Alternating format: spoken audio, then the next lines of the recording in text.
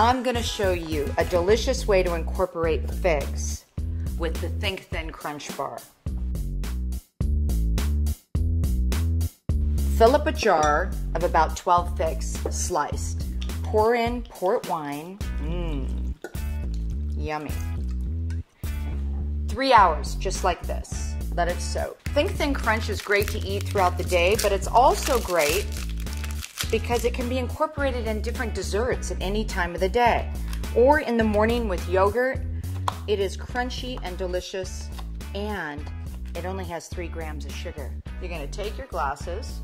Remember, you've marinated the figs for 3 hours. What you do is you do a layering process. You put the fig inside, and the port soaks up the fig, and it's so good. It's so delicious, cold, and yummy.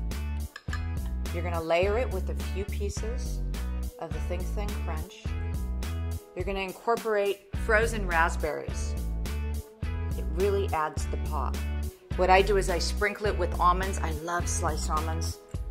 Grab a piece of fresh mint. You put it right on top, and you have beautiful dessert. Delicious. You have to try this.